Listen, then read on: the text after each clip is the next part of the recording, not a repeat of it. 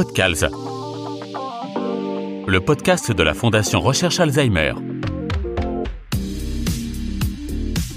Bonjour à tous, nouvel épisode du Podcals, le podcast de la Fondation Recherche Alzheimer. Et aujourd'hui, chères auditrices, chers auditeurs, j'ai le très grand plaisir de recevoir Pierre Souchon. Bonjour Pierre. Bonjour Laurent. Pierre, je vais le dire tout de suite comme ça, ce sera fait. Vous êtes le fils d'Alain Souchon, qu'on ne présente plus. Mais est-ce que vous pouvez, s'il vous plaît, vous présenter, Pierre, non pas sous votre étiquette de chanteur, mais cette fois-ci, sous votre étiquette de directeur artistique du gala de la Fondation Recherche Alzheimer. Nous sommes tout oui. Eh bien, en effet, depuis 2010, j'ai la chance d'être directeur artistique de ce gala merveilleux qui a lieu chaque année, qui est une soirée conviviale qui a pour but de récolter des fonds pour la Fondation pour la Recherche Alzheimer. Absolument. Alors, déjà 13 ans, félicitations Pierre. Est-ce que vous pensiez sincèrement, en 2010, que cela durerait aussi longtemps ? Ah non, pas du tout. En 2010, j'étais en tournée en tant que chanteur. Et c'est arrivé un petit peu par un concours de circonstances. Et cette première édition on n'était que 5 ou 6 artistes. Il y avait mon frère Ours, mon père Alain, Thomas Dutronc qui est un ami d'enfance, et Jane Birkin, la grande Jane Birkin qui nous a malheureusement quittés il y a pas très longtemps. C'était une amie. Mon premier voyage en Angleterre, je l'ai fait grâce à elle. J'avais 11-12 ans. Et quand il a été question que je fasse ce premier concert pour la Fondation, je l'ai invitée, elle a dit oui tout de suite et c'était extraordinaire de chanter avec elle des chansons merveilleuses et j'ai un souvenir particulier de cette première édition. Ouais. Je peux parfaitement le comprendre. Comment vous avez rencontré la Fondation Recherche Alzheimer, Pierre ? Dites-nous tout. Alors comme je vous disais, en 2010 j'étais en tournée, en train de défendre un disque et j'avais un manager assez dynamique. Et il est rentré en contact avec les gens de la Fondation suite à une émission que j'avais faite. J'avais fait une émission qui était une sorte de Wikipédia filmée, un peu les prémices des podcasts. À l'époque, c'était rare les podcasts, c'était un peu le début. Et donc, il y avait plusieurs artistes. Ce jour-là, c'était moi. Et à la fin de cette émission, il fallait que j'apporte un objet personnel de mon choix, que ce soit un bouquin, un caillou que je garde dans ma poche, ou un CD, mon CD préféré, bref, et que je l'offre aux enchères pour une fondation de mon choix. Il y avait 5-6 propositions. Il y avait pour le sida, pour le cancer, Clowns sans frontières, enfin voilà, plein. Et puis il y avait pour la Fondation Recherche Alzheimer. Et je venais de perdre ma grand-mère à cette époque-là, qui est partie emportée par la maladie d'Alzheimer, 1 ou 2 ans avant. Et voyant que peu d'objets avaient été mis pour la Fondation, j'avais apporté mon CD préféré des Beatles, qui était Rubber Soul, et je l'ai mis pour la Fondation. Et quelques jours après, mon manager m'a dit, suite à ton don pour la Fondation, je suis rentré en contact avec eux, et ils voudraient te rencontrer pour éventuellement participer au gala. Enfin voilà, ça s'est fait un peu comme ça. Et donc 13 ans après, vous êtes toujours le directeur artistique. J'ai été à 2 éditions, les 2 dernières. Je tiens à le dire, moi qui adore la musique, c'est absolument sensationnel. Et justement, racontez-nous les coulisses, Pierre, parce que il y a évidemment votre papa, il y a aussi Laurent Voulzy, il y a votre frère Ours, vous l'avez cité, j'ai vu Pascal Obispo, j'ai vu Carla Bruni. Ah c'est sûr qu'en 13 ans, il y a du beau monde qui est venu. En fait, il y a un noyau d'artistes fidèles qui viennent chaque année, qui s'est greffé petit à petit. Il y a mon père, Alain, il y a Ours, il y a Vincent Delerme, il y a Sandrine Kiberlin, il y a Nolwenn Leroy, qui joue aussi un rôle important, et Carla Bruni. Voilà, ça c'est un petit peu le noyau. Et puis, il y a 1 ou 2 artistes qui viennent, en plus de ce noyau, se greffer chaque année. Donc, il y a eu en effet Pascal Obispo, Sheila, Francis Cabrel, Maxime Le Forestier, Julien Clerc, Véronique Sanson, même Pétula Clark, Robert Charlebois, la famille Chédid. Enfin, beaucoup d'artistes sont venus participer et ça fait plein de souvenirs. Le prochain gala en 2024 sera le 18 mars, donc déjà prenez vos places. Mais au mois de novembre, donc dans quelques semaines, vous allez appeler beaucoup de gens. Comment ça se passe exactement ? Qu'est-ce que vous leur dites à chaque fois ? Je parle pas du noyau dur, mais les nouveaux. Depuis 13 ans, en fait, à force d'avoir invité pas mal d'artistes, ça se sait un petit peu que je fais ça. Au début, j'annonçais ça, alors j'apprenais aux artistes que je faisais ça, et puis ils venaient avec grand plaisir. Et là, maintenant, ils sont un petit peu avertis, donc ils sont au courant. Ils ont eu des retours de la bonne ambiance qui régnait. Et alors, en effet, je travaille très en amont pour avoir une visibilité et puis pouvoir avoir un champ de travail assez agréable. Je commence même parfois fin septembre, début octobre, donc ça va être très bientôt, et je commence à prendre la température avec des artistes auxquels je pense s'ils seraient éventuellement disponibles pour venir participer au gala. C'est souvent au mois de mars. J'essaye d'inviter des artistes qui ont une connivence avec les artistes déjà présents. J'essaye de faire en sorte qu'il y ait une interactivité entre les artistes. Ce qui se passe sur scène déteint dans la salle. Une petite accolade, un sourire, une complicité entre artistes, ça irradie la salle, ça se sent beaucoup. Donc j'ai envie d'avoir des artistes qui aiment se voir et qui s'entendent bien, qui ont peut-être même fait déjà des duos. J'essaie de trouver des complicités et puis surtout d'appeler des artistes à la fois très populaires et puis en même temps des artistes qu'on ne voit pas à toutes les émissions. Donc j'essaie d'inviter des artistes qu'on voit un petit peu moins et qui soient un peu plus surprenants à voir et dont les duos peuvent être un peu plus surprenants. Jongler avec tous ces plannings, vous savez bien ce que c'est, vous êtes parti en tournée depuis quasiment toujours, depuis que vous êtes gamin. Vous écrivez également des chansons, vous êtes auteur, compositeur, interprète, ça il faut le rappeler. Mais jongler avec tous ces plannings, Pierre, j'imagine que des fois vous arrachez les cheveux. Oui, c'est sûr que quand on voit que ça va être un petit peu embouteillé, que les artistes, ça va être un peu serré pour cette année, on peut malheureusement pas le faire, mais sinon c'est mon boulot justement de travailler très en amont pour pouvoir justement dénouer ces nœuds. Et comment vous choisissez la playlist, si je puis dire, la setlist? Alors j'ai envie déjà je demande aux artistes d'avoir une certaine liberté. C'est-à-dire que j'ai pas envie que ce soit un exercice de style pour l'artiste. Ayant été chanteur, je me mets très à la place des artistes que j'appelle.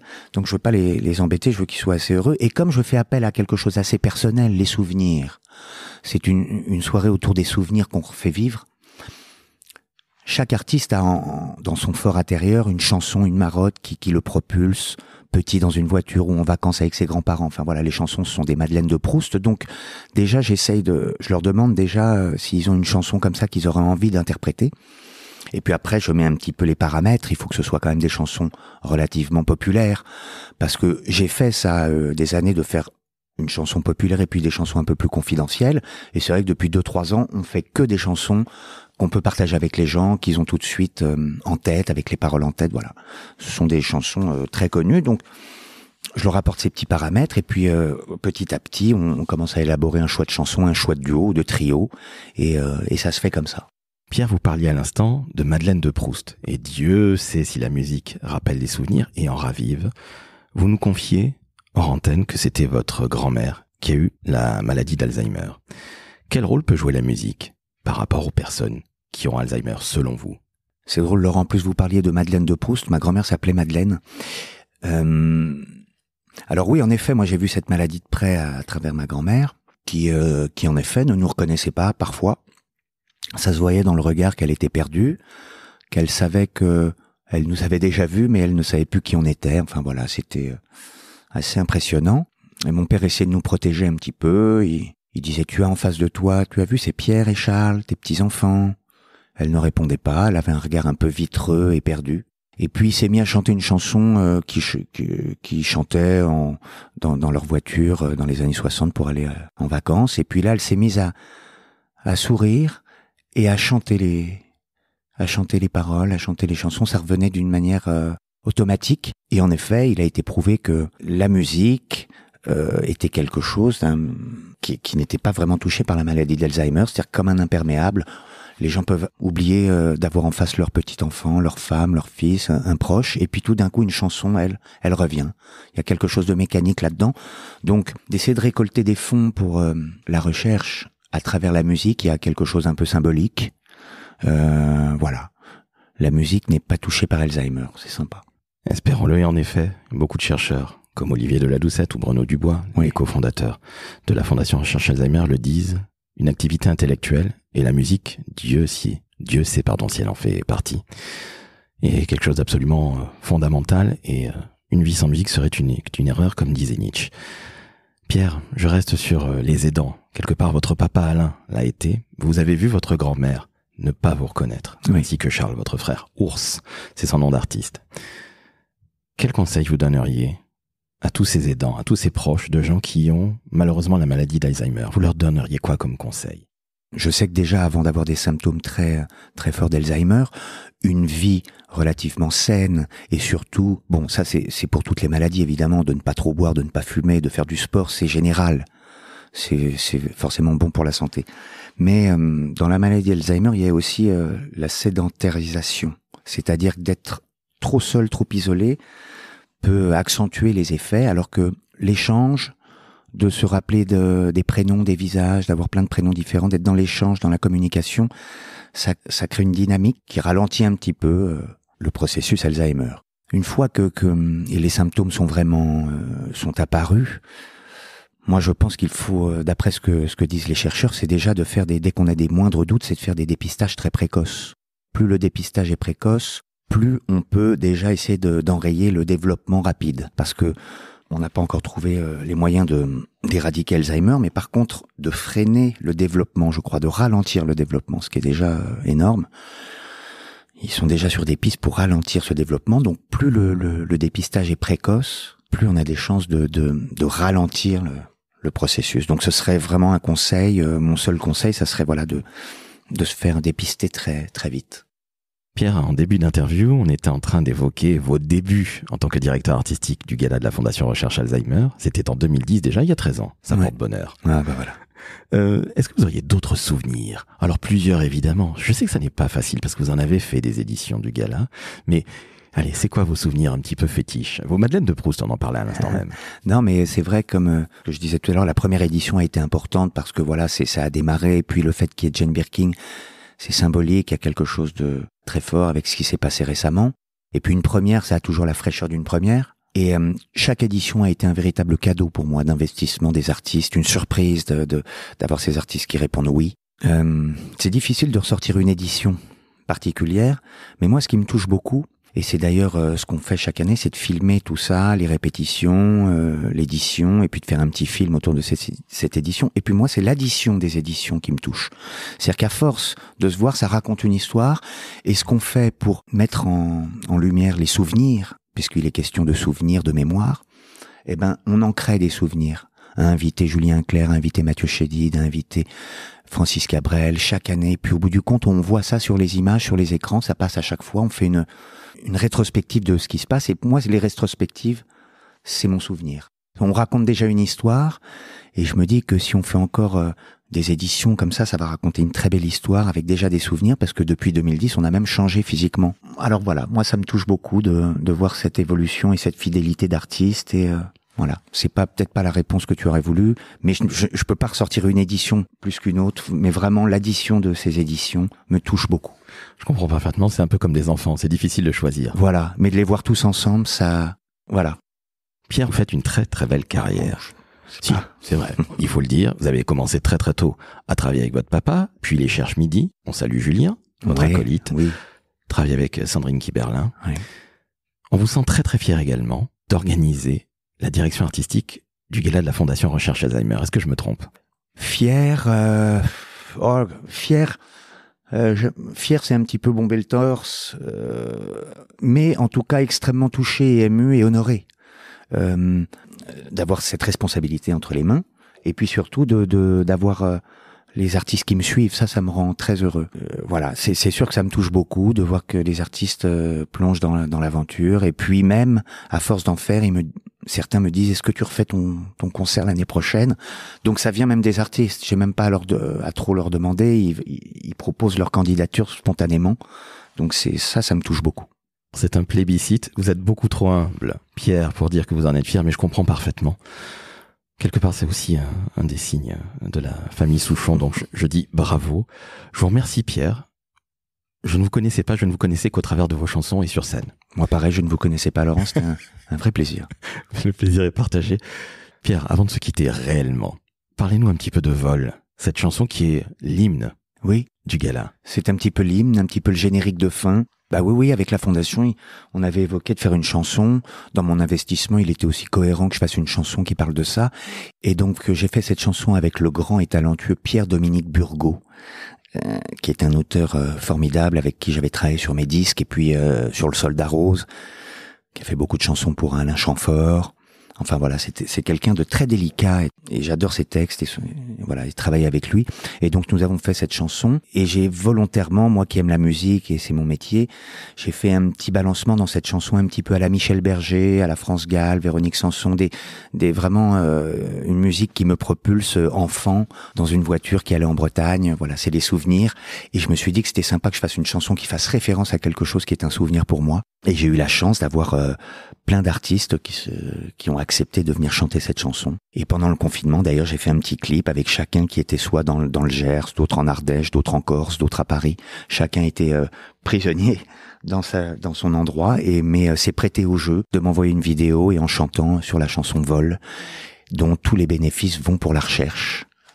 Voilà, bien évidemment, cette chanson peut se télécharger à moins de 1 euro, mais tous ces moins de 1 euro vont quand même à la fondation. Donc, je vous invite à télécharger ou à écouter Vol version 2020. Eh ben, merci encore Pierre. C'était absolument passionnant. Je suis ravi d'avoir fait votre connaissance enfin de visu et de tout près. On va se quitter avec Vol. Écoutez-le bien, téléchargez-le, 1 euro pour la recherche. Il n'y a pas, encore une fois, de petits dons. Et s'il vous plaît, mettez 5 étoiles sur Apple Podcast et 5 étoiles sur Spotify. Vous venez d'entendre un jeune homme absolument formidable, Pierre Souchon. Donc, soutenez la recherche. Je le répète, 92 922, dont DON par SMS, ce sont 5 euros. Il y a Vol que vous pouvez télécharger à 1 euro. Donc allez-y. Et on se quitte Pierre avec Vol, votre chanson. Merci encore. Merci Laurent.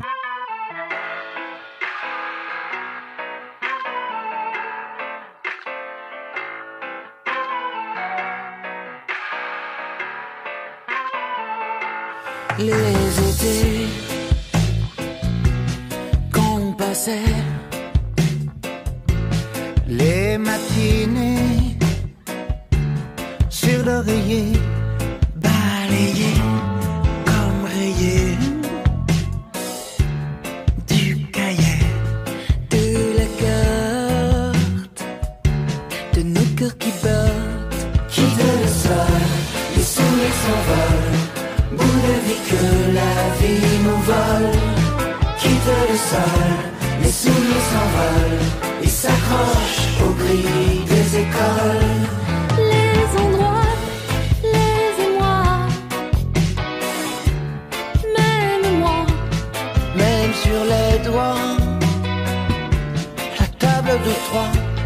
Oublier et bégayer, le b.a.-ba, l'ABC, pris dans le typhon,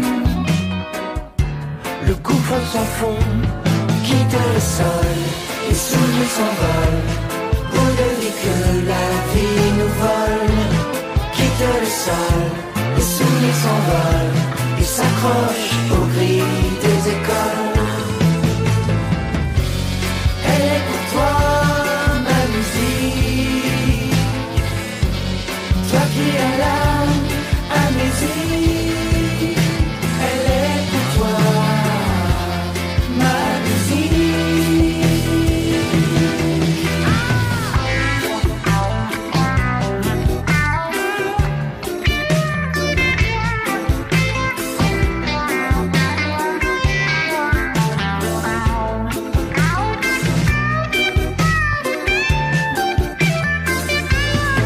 quitte le sol, les souvenirs s'envolent, pour de vie que la vie nous vole.